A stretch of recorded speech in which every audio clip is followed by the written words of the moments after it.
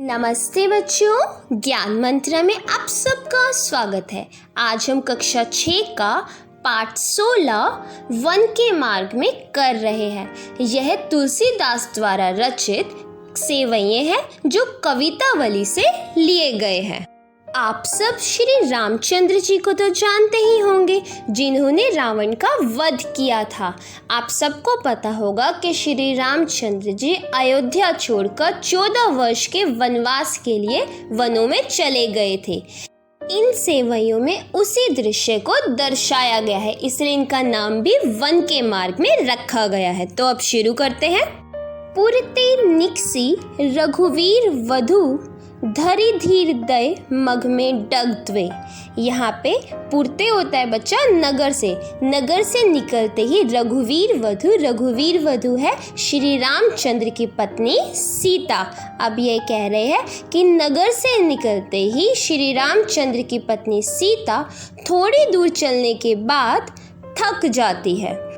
झलकी भरी भाल कनी जल की, पुट सूखी गए मधुराधर वै।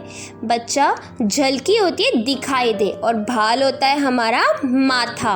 जल आप सबको पता है पानी, और पुट होठ, मधुराधर मधुर होठ। अब यहाँ पे वह कहते हैं उनके माथे पर अर्थात माता सीता के माथे पर पसीना आने लगता है और उनके कोमल होठ सूख जाते हैं। फिर ही बूझती है चलनो अब केतिक, पर्णकुटी करी हो कित हवे।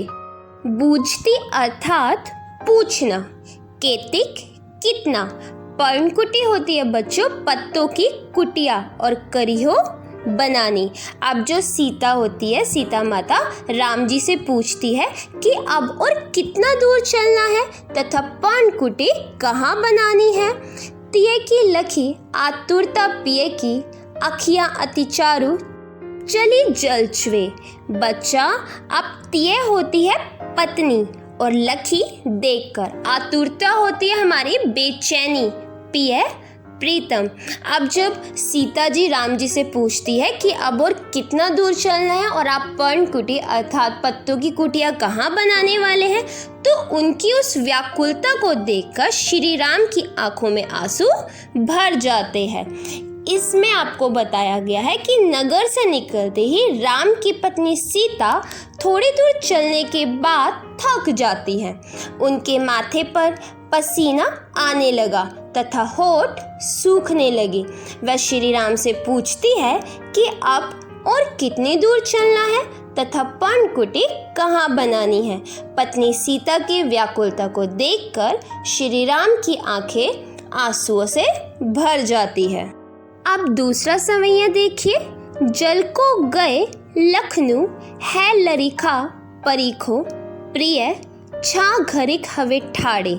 अब यहाँ पर लखनऊ है हमारे लक्ष्मण जी, और परीखो इंतज़ार करना, लरिका होती है लड़का।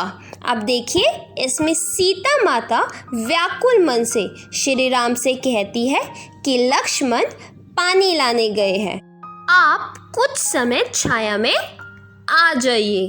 पोछी पसेऊ ब्यारी करो, अरु पाए पखारी हो भूभरी ठाड़े।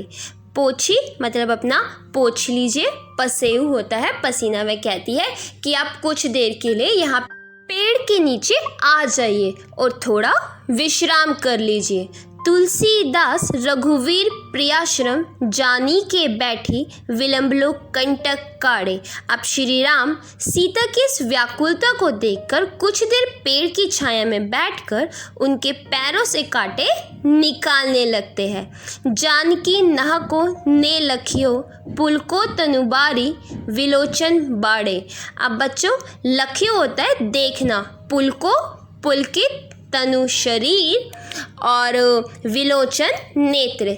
जब राम जी सीता जी के पैर में से कांटे निकाल रहे होते तो सीता जी उन्हें बहुत प्यार से देखती है और मन ही मन अपने प्रियतम के प्यार को देखकर पुलकित हो जाती है, अर्थात वो मन ही मन खुश हो रही होती है। अब इस सवैये में बताया गया है लक्ष्मण पानी लाने गए हैं। इस बीच सीता श्री राम से कहती है कि जब तक लक्ष्मण पानी लेकर आते हैं तब तक आप थोड़ी देर पेड़ की छाया में विश्राम कर लीजिए। श्री राम सीता जी की इस व्याकुलता को देखकर कुछ देर पेड़ की छाया में बैठ जाते हैं और उनके पैरों से कांटे निकालने लगते हैं। इस तरह श्री राम जी को अपने पैरों के कांटे निकालते देख सीता मन ही मन प्रियतम के प्यार को देखकर पुलकित हो जाती है। तो बच्चा, ये थे हमारे सवैये। उम्मीद है आप सबको समझ आए होंगे। अगर अब भी कोई डाउट हो, कुछ समझ में ना आया हो, तो आप मुझसे कमेंट बॉक्स में पूछ सकते हैं। अगर वीडियो पसंद आई हो तो लाइक करना और चैनल को सब्सक्राइब करना मत भूलना। धन्यवाद।